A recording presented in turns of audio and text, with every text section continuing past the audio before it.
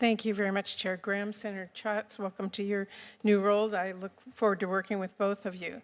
Secretary Rubio, I am deeply concerned that you have overseen a systemic campaign to dismantle USAID, impound billions of dollars that this committee actually provided, and unilaterally remake the Department of State without the slightest bit of concern that you lack the authority to do that without Congress.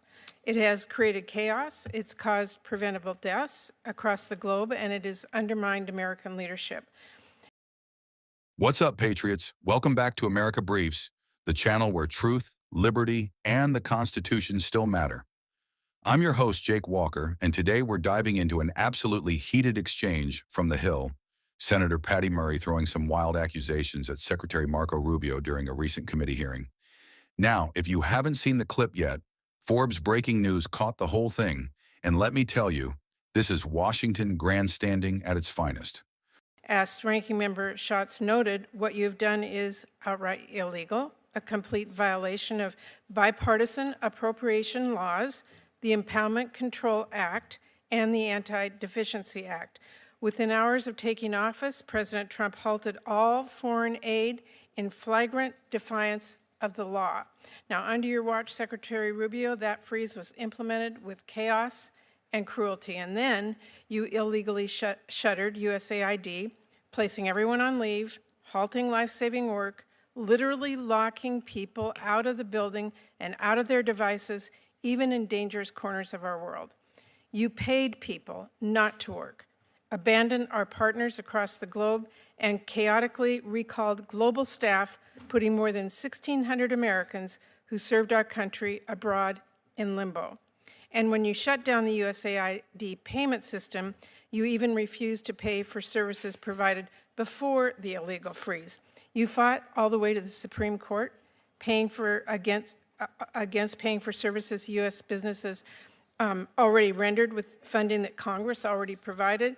And I know you know, Mr. Secretary, but you lost. And I assume you need the reminder because to this day, you have not made all the payments that are required by our nation's highest court, and as a result, American companies continue to lay off American workers. And by the way, you do continue to lose in court, including just yesterday over your move to illegally replace the U.S. Institute of Peace Leadership, and in recent cases over international broadcasting. Now, eventually, Mr. Secretary, you sent Congress notice of your intent to collapse the USAID into state. Only you didn't consult with this committee. That's required by law. It came without justification, also required by law, and it came long after USAID was reduced to rubble. So sadly, disregard for our laws and values, to me, has sort of become a pattern of your tenor, revoking visas when someone writes an op-ed you don't like, or reaching a secret deal to use taxpayer dollars to jail U.S. residents in a notorious foreign prison, no due process, or pointlessly leaving food assistance to rot in storage. Actually, in Dubai, we now have 500 tons of high-energy biscuits that expire in July. They're bought, they're shipped, they're stored, all at taxpayer expense. But you've condemned them to waste, and that is one example of many.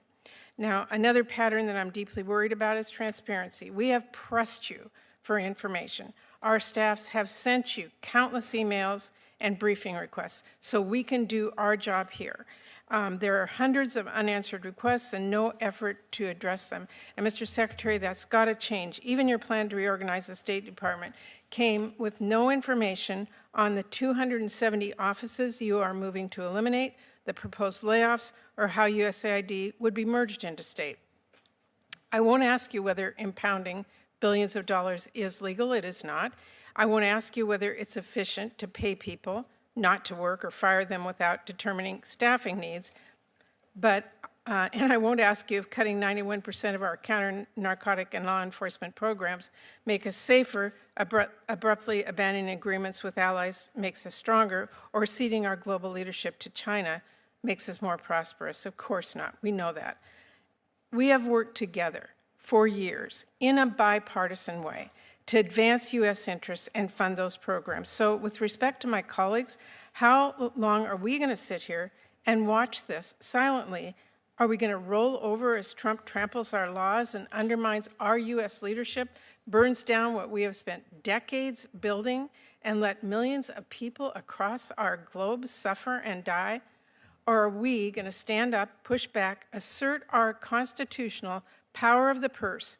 And to my colleagues on both sides, this is the moment to decide whether this committee continues to be a powerful bipartisan force, a force that I think we've all been proud of for a very long time, a force that is focused on safety and economic strength and national security, focused on leading the world in research and development and countering China and others with our soft power and our military power.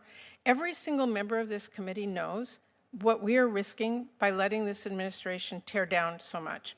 On USAID and other programs, we can always talk about how we can make things work better and other reforms. I don't think any of us are opposed to any of those considerations. We have been doing that in a bipartisan way for a long time. But that's not actually what Trump's fiscal year 2026 budget proposes. Now, Mr. Secretary, I know you would like to give a 5-minute speech back to me, but I only have a few seconds left, and I do need some information from you. As I said, we have asked and have not gotten. Can you tell me, will you share the text and details with my staff of your agreement with El Salvador and any other similar arrangements, including the funding details that we need to have?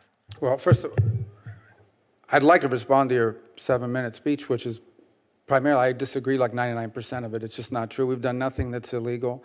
We've been in over 600 briefings to Congress. We've asked questions. We've answered questions repeatedly. We get hundreds of questions a day. We respond them as quickly as possible.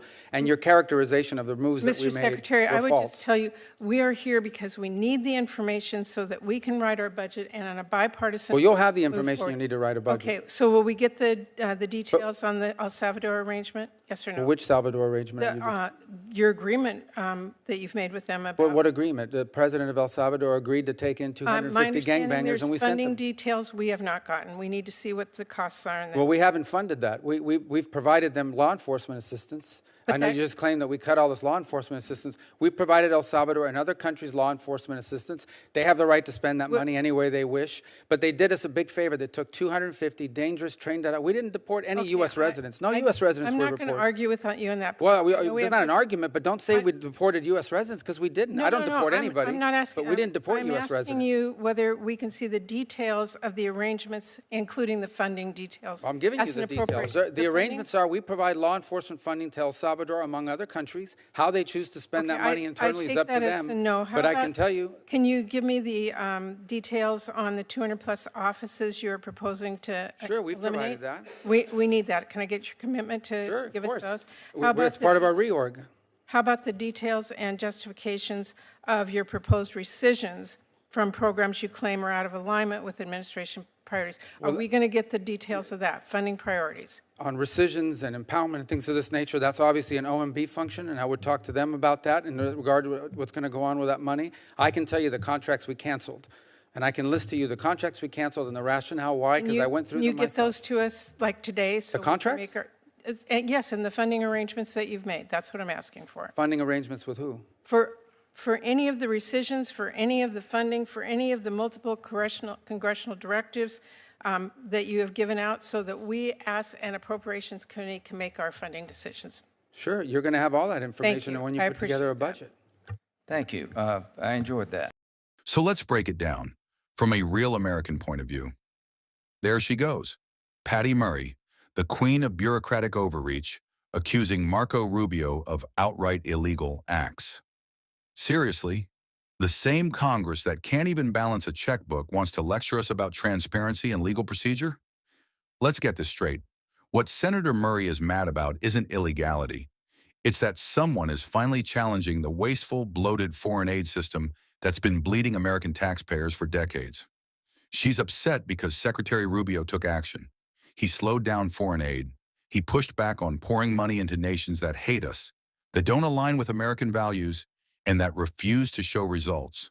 That's not chaos. That's leadership. That's putting America first, something we haven't seen in a long time. Now she's claiming that cutting USAID led to preventable deaths? Come on. Where's that outrage when fentanyl floods our streets because this administration refuses to secure the southern border? Where's the accountability when American veterans are sleeping on the streets while we send billions to countries who vote against us in the UN? And let's give credit where it's due. Rubio held his ground. He defended his actions, stated clearly that everything was within legal authority, and reminded her that his department has been in constant communication with Congress. Patriots, this is exactly why we need fighters in Washington. Not more career politicians like Patty Murray who think that government spending equals morality. No, we need folks who aren't afraid to say, enough, let's clean up this mess. Let's make sure America isn't footing the bill for the rest of the world while our own people suffer. Let's be honest, USAID and programs like it should be scrutinized. They've become slush funds for globalists who prioritize image over impact. Rubio is doing what any responsible leader would, slowing things down, asking the right questions, and demanding results before writing checks with our tax dollars. So here's my take. We need more of this. More accountability. More America First policies. And yes, more bold leadership willing to stand up to the swamp creatures who think the government's job is to play Santa Claus to the world while Americans pick up the pieces. If you agree, smash that like button, subscribe, and share this with a fellow patriot. Let's keep waking people up. This has been Freedom First Daily. Stay strong, stay free, and never apologize for putting America first. Until next time, God bless.